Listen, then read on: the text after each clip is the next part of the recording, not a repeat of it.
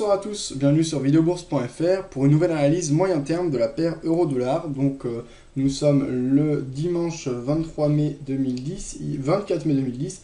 Il est 10... je dis n'importe quoi, vous voyez, je me trompe puisque c'est le week-end prolongé. On est le lundi 24 mai 2010, il est 19h48.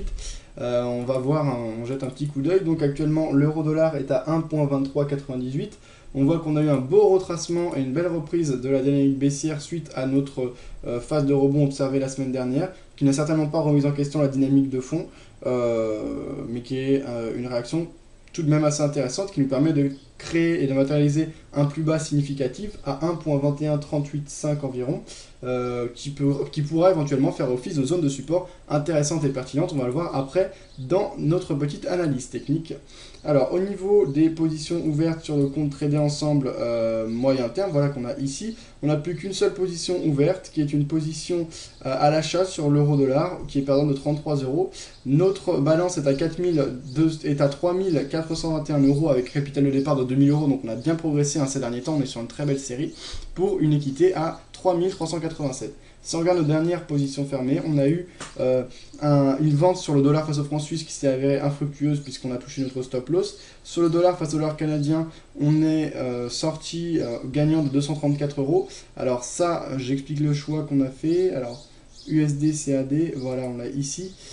Je suis sorti puisque, comme vous le voyez, on avait une résistance horizontale qu'on avait tracée à 1.0738 sur le dollar face au dollar canadien. Nous, on était rentré à peu près, on était rentré précisément à 1.0265, ce qui fait qu'on voilà, on est rentré vers ces cours-là. Donc sur la phase de repli, pour jouer le pullback, il y a eu une belle accélération haussière, donc ça, on a réalisé ce qu'on voulait faire.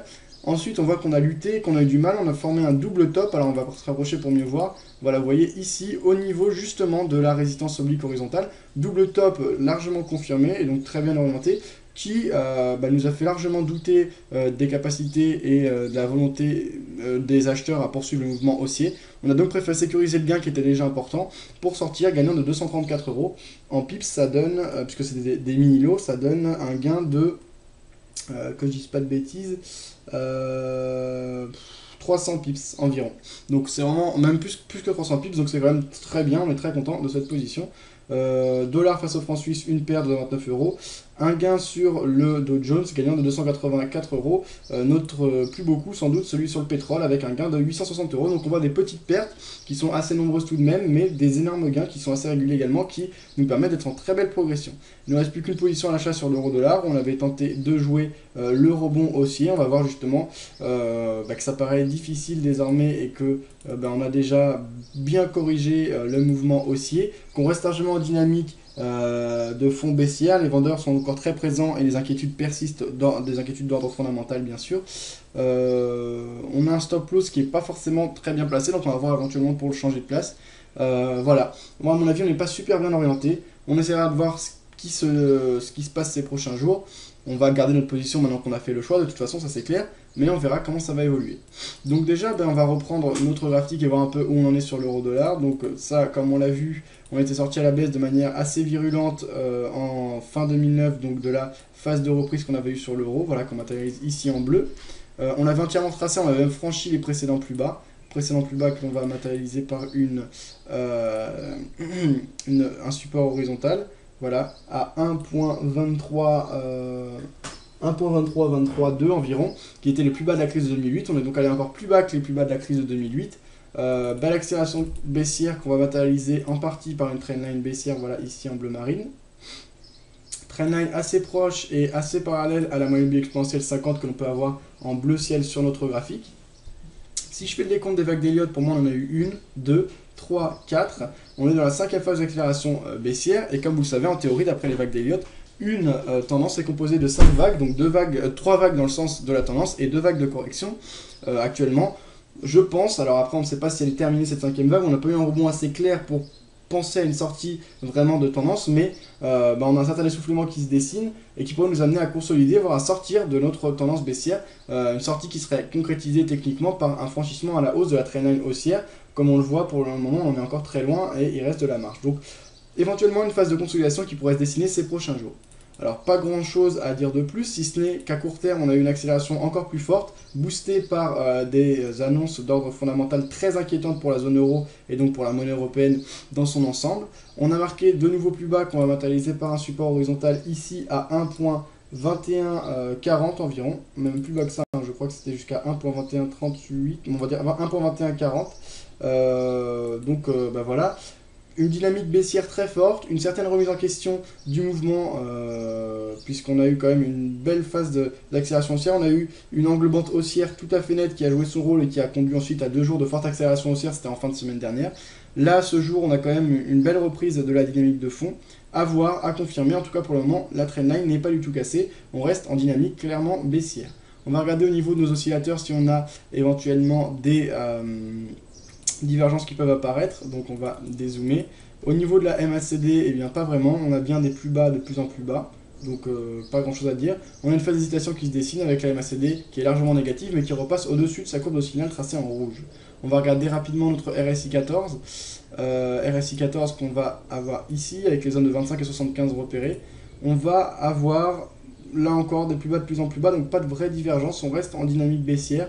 On a eu une divergence qui s'était observée auparavant, on le voit ici avec des plus bas de plus en plus hauts sur le RSI alors que sur les cours réels c'était l'inverse.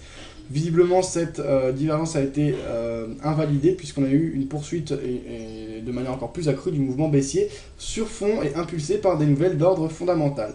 On est clairement orienté à la baisse puisqu'on est sous la zone des 50%.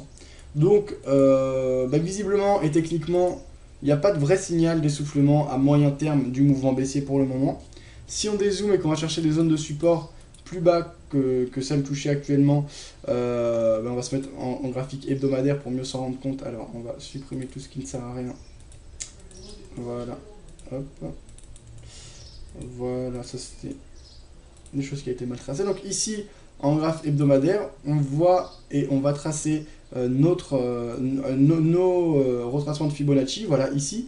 Alors on voit déjà, et c'est très important, que la zone des 50% qu'on a ici, donc zone de retracement des 50% du mouvement haussier très long terme, hein, puisqu'on trouve ces plus bas historiques de la paire euro-dollar en 2000 et les plus hauts en 2008, donc c'est vraiment tout la différence entre le plus bas et le plus haut historique de la paire euro-dollar, a été retracé à 50%, 50% qui ont fait office de zone de support très très importante, comme on le voit ici. Donc ça peut être, on peut avoir au niveau des plus bas précédents, donc environ à 1.2140, une zone de support horizontale très intéressante, très pertinente. Si cependant on arrive à la franchir à la baisse et s'ensuit une accélération baissière, ce qui est très probable, eh bien on pourrait éventuellement aller chercher les 61,8% qu'on a tracé ici, donc à 1.1230 environ, donc on irait chercher un peu plus haut, par exemple à 1.13. Également on aurait une zone de support horizontale assez intéressante au niveau des 1.16 60, ouais, enfin vraiment les plus bas étaient, et le support précisément est à 1.1635. Il faudrait aller chercher un peu plus haut donc pour éviter le retest et un rebond juste au-dessus de notre support qui nous empêcherait de toucher notre take profit. On pourrait aller chercher par exemple 1.1650. Ce serait un très bon objectif. Voilà une zone ou des zones de rebond potentiellement intéressantes par la suite. Pour le moment, on reste au-dessus d'une zone de support majeure qui a fait ses preuves, qui est la zone de 50% de retracement de Fibonacci, voilà, qu'on va mieux voir en supprimant cette trendline, aux environs, même précisément au niveau des plus bas. C'est étonnant et c'est pas pour rien que les cours ont rebondi précisément dessus. Si on les franchit, on peut avoir une grosse accélération baissière et les prochains niveaux sont à mon sens beaucoup plus bas. En revanche, on a quand même quelque chose de solide et on devrait avoir une belle bagarre entre les acheteurs et les vendeurs. Les acheteurs qui penseront qu'on a eu des excès et qu'il est temps de corriger ou en tout cas de consolider au-dessus de cette zone de support. Les vendeurs qui feront tout pour mettre la pression et pour aller chercher de nouveau plus bas. Fondamentalement, la vision est assez trouble, on va dire, on est dans le brouillard.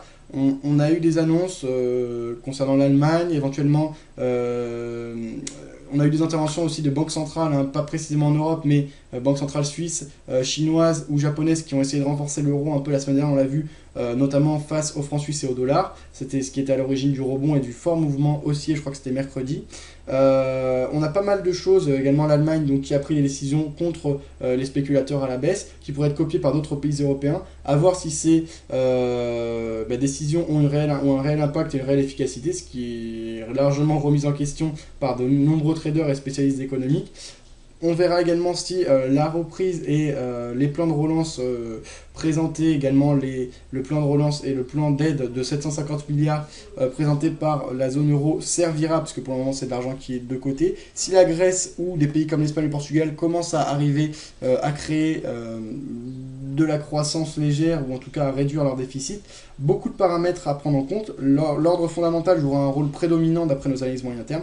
Donc on reste très vigilant sur ce sujet, on met entre parenthèses l'analyse technique, mais on note tout de même que les plus bas précédents, et donc la zone de support des 1.2138, 1.2140, est une zone très importante. En cas de franchissement à la baisse, on pourrait jouer la poursuite du mouvement. Pour le moment, je ne conseille pas forcément de rentrer à la vente tant qu'on est au-dessus. Je ne conseille pas non plus de prendre position à l'achat, à moins d'être dans une optique contrariante, donc en se protégeant de manière très serrée et en allant chercher de gros objectifs. Il faut savoir le faire, ça ne correspond pas à tout le monde, il y a plus de chances d'atteindre son stop loss que son take profit, étant donné que l'on est à contre-tendance. Donc concernant notre stop loss évoqué précédemment, on voit qu'on l'a placé au-dessus, on l'a placé exactement à 1.2226. Moi je pense qu'il est plus judicieux de le placer à 1.2135 par exemple, donc juste en dessous des précédents plus bas. C'est ce que je vais faire. Si vous n'êtes pas d'accord, n'hésitez pas à réagir sur le chat à ce sujet. Donc pour le moment nous sommes acheteurs au-dessus de cette zone de support. Comme je l'ai indiqué, hein, c'est pas vraiment un avis acheteur, je ne suis pas persuadé que ça va monter et fondamentalement j'ai aucune vision qui me permet de le dire. J'ai pas non plus énormément de choses qui me permettent d'affirmer qu'on n'est pas déjà dans une zone d'excès vendeur sur l'euro et qu'on devrait tout de même être un peu plus haut. Toujours est-il que les politiques n'ont pas l'air spécialement contre le fait que l'euro baisse encore un peu, donc ça on en prend note, il n'y aura pas de gros mouvements et pas de choses vraiment faites à ce niveau-là. Voilà les différents éléments fondamentaux. Donc je vais placer, comme j'ai dit, à 1.2135 et on a donc un objectif qui est quasiment égal à notre stop loss, donc on a un ratio gain-perte qui n'est pas positif ni négatif, qui lui se situe à 1.2740. On verra donc si notre rebond est suivi et s'il y a également une zone de consolidation, voire de correction qui se dessine au-dessus de nos zones de support. Voilà, je vous souhaite une bonne soirée à tous, à très bientôt sur videobourse.fr.